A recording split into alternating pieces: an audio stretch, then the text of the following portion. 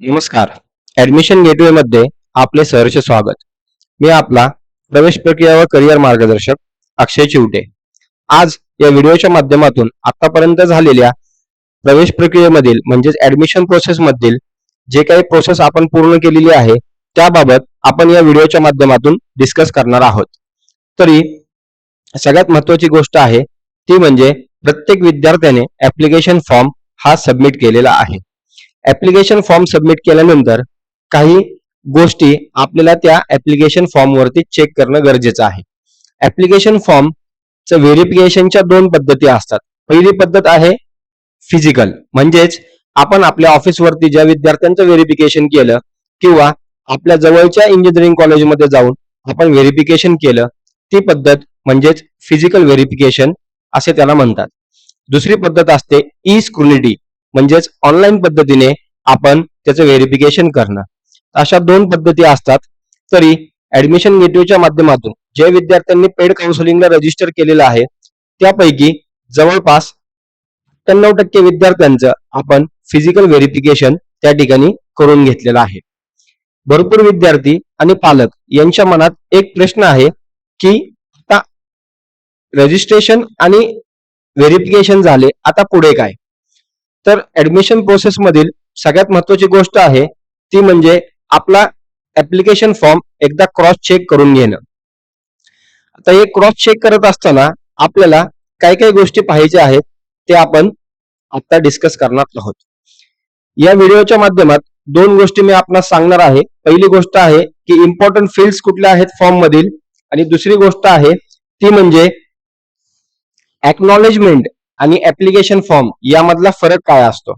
या दोन गोष्टी आपण या व्हिडिओच्या माध्यमातून पाहणार आहोत. तर प्रत्येक विद्यार्थ्याकडे आपला ऍप्लिकेशन फॉर्म आहे. त्या ऍप्लिकेशन फॉर्मवर सगळ्यात पहिली गोष्ट आपल्याला चेक करायची आहे ती म्हणजे आपलं नाव, म्हणजेच कॅन्डिडेट नेम. दुसरी गोष्ट आहे फादर नेम. तिसरी गोष्ट आहे मदर नेम.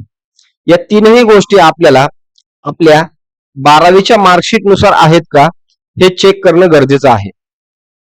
ज्या प्रकारचं स्पेलिंग आपल्या 12वीच्या मार्कशीट वरती आहे तेच सेम स्पेलिंग आपल्या इंजिनिअरिंगच्या फॉर्म वरती असणं गरजेचं आहे. ह्या तीन फील्ड चेक केल्यानंतर नेक्स्ट फील्ड आहे आपलं जेंडर. आपल्याला जेंडर चेक करायचं आहे. त्यानंतर आपल्याला आपले डेट ऑफ बर्थ चेक करायचे आहे.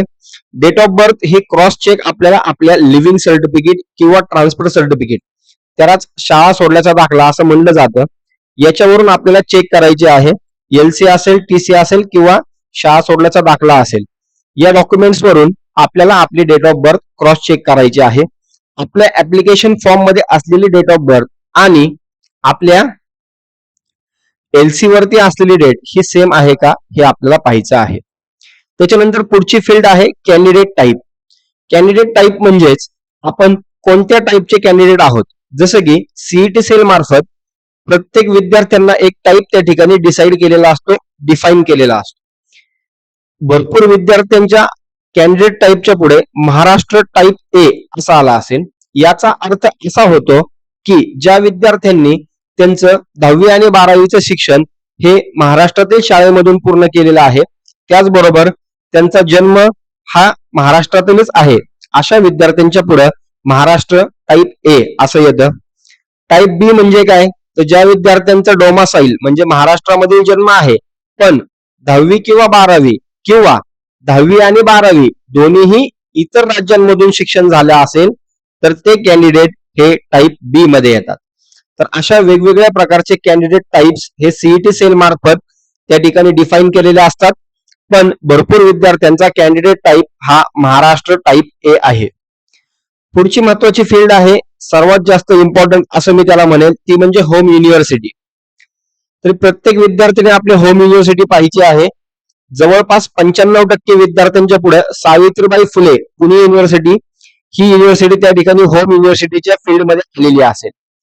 तर होम युनिव्हर्सिटी कशा पद्धतीने डिसाईड केली जाते, तर त्याबाबत जर बोलायचं झालं तर ज्या विद्यार्थ्याचं शिक्षण 12वीचं ज्या जिल्ह्यामध्ये होतं तो जिल्हा कोणत्या युनिव्हर्सिटीच्या अंतर्गत येतो त्यानुसार आपली होम युनिव्हर्सिटी त्या ठिकाणी ठरवली जाते.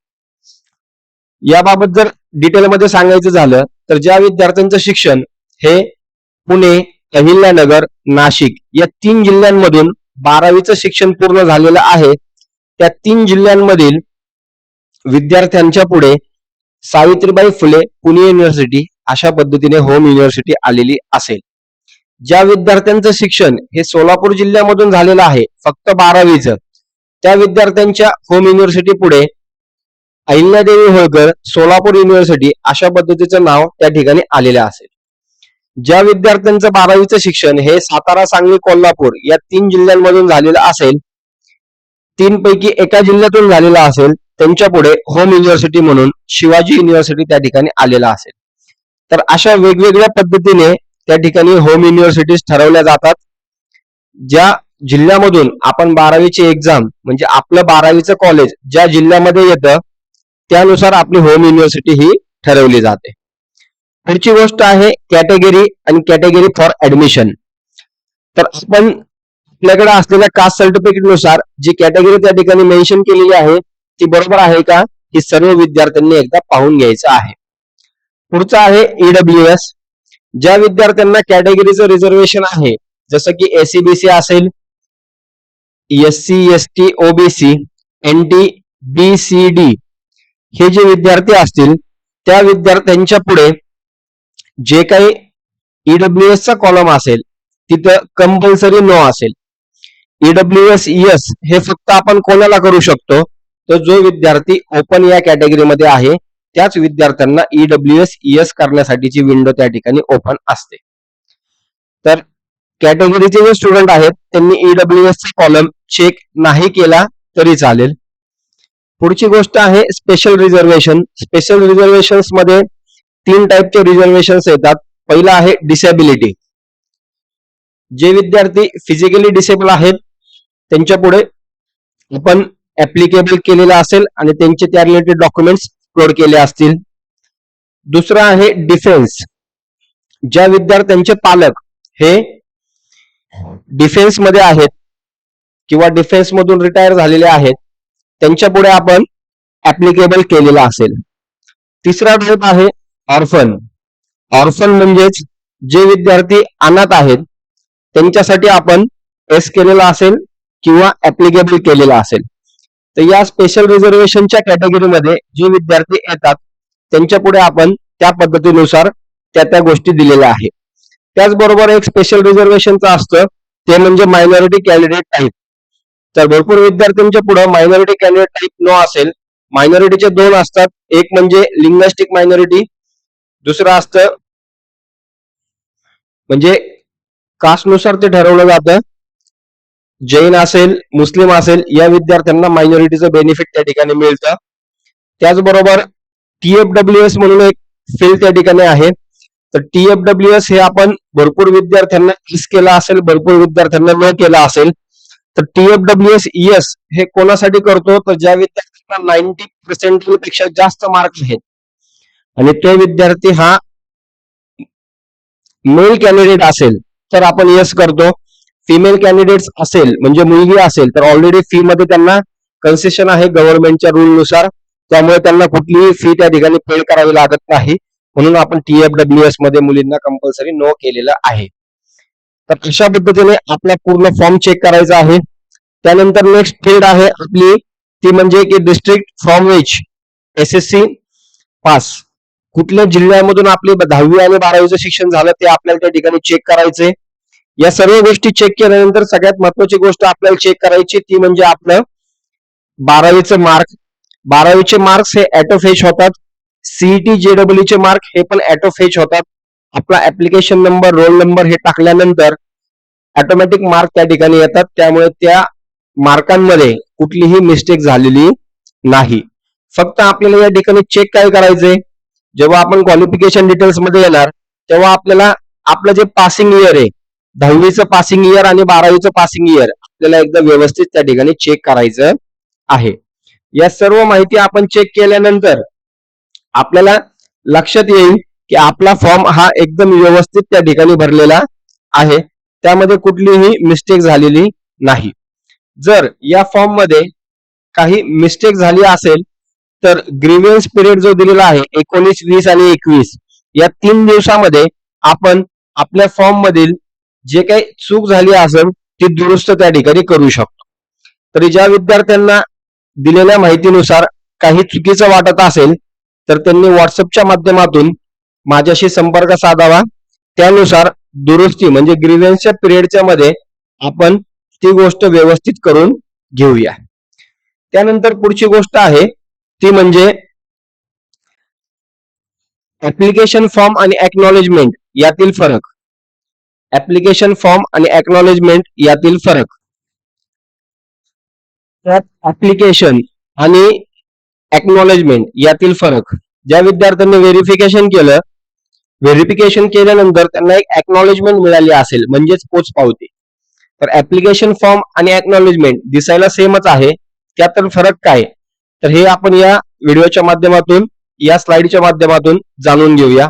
ऍप्लिकेशन फॉर्म हा विद्यार्थ्याने सबमिट केलेली माहिती असते. एक्नॉलेजमेंट म्हणजेच विद्यार्थ्याने सबमिट केलेली माहिती हे क्रॉस चेक करून त्याला व्हेरिफाय केलं जातं आणि ते नोट करून घेतलं जातं. त्यालाच आपण एक्नॉलेजमेंट म्हणतो. तर हा दोन्ही मधील फरक आहे. दोन्ही गोष्टी कॅप ऍप्लिकेशन फॉर्म आणि एक्नॉलेजमेंट दिसायला सेम असतात, पण एक्नॉलेजमेंट वरती खाली सिक्युरिटी ऑफिसरचा सही शिक्का असतो जो कॅप ऍप्लिकेशन फॉर्म वरती नसतो. तर प्रत्येक विद्यार्थ्याने आपल्याला मिळालेल्या एक्नॉलेजमेंट वरती सिक्युरिटी ऑफिसरचा सही शिक्का त्या कॉलेजचा स्टॅम्प आहे का हे एकदा चेक करायचं आहे. आता हे चेक करत असताना एक महत्वाची गोष्ट आपल्याला त्या ठिकाणी चेक करायची आहे ती म्हणजे ऍप्लिकेशन फॉर्म आणि वर्जन, त्याचबरोबर एक्नॉलेजमेंट आणि त्याचं वर्जन हे सेम आहे का. म्हणजे जर आपण बघितलं की हा ऍप्लिकेशन फॉर्म आहे याच्यावरती या ठिकाणी वर्जन नंबर दिलेला आहे, तर आपल्याकडे असलेला एक्नॉलेजमेंट नंबर एक्नॉलेजमेंटचा वर्जन नंबर आणि आपला ऍप्लिकेशन फॉर्मचा वर्जन नंबर हे एकच आहे का, दोन्ही सेम आहे का हे आपल्याला चेक करायचं आहे. एकच आहे का म्हणजे सेम आहे का हे आपल्याला चेक करायचं आहे. काही विद्यार्थ्यांचा वर्जन 1 असेल, काहीचा 2 असेल, काहीचा 3 असेल. वर्जन नंबर किती आहे हे मॅटर करत नाही. तुमचा ऍप्लिकेशन फॉर्म जितके वेळा एडिट होतो त्यानुसार तुमचा वर्जन नंबर हा अपडेट होत जातो. त्यामुळे विद्यार्थ्याने माझा 1 आहे, माझ्या मित्राचा 3 आहे, अजून एका मित्राचा 4 आहे, तर या बाबतीत प्रश्न उपस्थित करू नका. वर्जन नंबर किती का असना त्याचा काही फरक पडत नाही. फक्त आपल्या ऍप्लिकेशन फॉर्मचा वर्जन नंबर आणि आपल्याला मिळालेल्या एक्नॉलेजमेंटचा वर्जन नंबर हा सेम आहे का त्या ठिकाणी आपल्याला पाहायचं आहे. तर अशा पद्धतीने आपल्याला आपला ऍप्लिकेशन फॉर्म आणि एक्नॉलेजमेंट व्हेरीफाय करायचा आहे. त्याचबरोबर ज्या विद्यार्थ्यांनी भरपूर विद्यार्थ्यांनी नॉन क्रिमिलियर सर्टिफिकेट आणि कास्ट व्हॅलिडिटी सर्टिफिकेट याच्या पावत्या जमा केलेल्या आहेत, तरी कास्ट व्हॅलिडिटी सबमिट करण्यासाठी सीईटी सेल मार्फत आपल्याला 4 राऊंड पर्यंत वेळ मिळतो. पण नॉन क्रिमिलियरची पावती ज्या विद्यार्थ्यांनी आता सबमिट केलेली आहे त्यांनी दिलेल्या स्क्रुनिटी पिरियड मध्ये दिलेल्या ग्रीव्हन्स पिरियड मध्ये म्हणजे दुरुस्तीच्या वेळेमध्ये जी 19 जुलै ते 21 जुलैच्या दरम्यान आहे त्या दरम्यान आपल्याला नॉन क्रिमिलियरची पावती डिलीट करून त्या ठिकाणी आपल्याला आपली नॉन क्रिमिलियर सर्टिफिकेट अपलोड करायचे आहे. ही गोष्ट आपल्याला प्रोव्हिजनल मेरिट लिस्ट नंतर फायनल मेरिट लिस्ट येण्याच्या अगोदर करायची आहे. नॉन क्रिमिलियर अपलोड करणं गरजेचं आहे. नॉन क्रिमिलियरची मुदत वाढीच्या बाबतीत अजून कुठल्याही प्रकारचं ऑफिशियल नोटिफिकेशन त्या ठिकाणी आलेलं नाही. त्याचबरोबर कास्ट व्हॅलिडिटीसाठी आपल्याला 4 राऊंडची मुदत त्या ठिकाणी सीईटी सेल मार्फत मिळते. त्यामुळे प्रत्येक पालक आणि विद्यार्थ्यांनी ही गोष्ट समजून घ्यायची आहे. ज्या ज्या विद्यार्थ्यांची नॉन क्रिमिलियरची पावती सबमिट केलेली आहे त्यांनी 19 तारखेपर्यंत नॉन क्रिमिलियर आपलं मिळवणं गरजेचं आहे आणि ते आपल्याला अपलोड करायचं आहे. तर अशा पद्धतीने आपल्याला प्रोव्हिजनल मेरिट लिस्ट पर्यंत ही प्रोसेस करायची आहे. त्याचबरोबर आपण जर बघितलं ऍडमिशन प्रोसेसच्या स्टेप्स याच्यामध्ये सीईटी सेलचं रजिस्ट्रेशन, एफसी व्हेरिफिकेशन आपलं ऑलरेडी झालेलं आहे. प्रोव्हिजनल मेरिट लिस्ट आपली डिक्लेअर होईल, करेक्शन पिरियड आपला लवकरच येईल. तर या दरम्यान आपल्याला आपल्या कॉलेजची यादी तयार करायची आहे.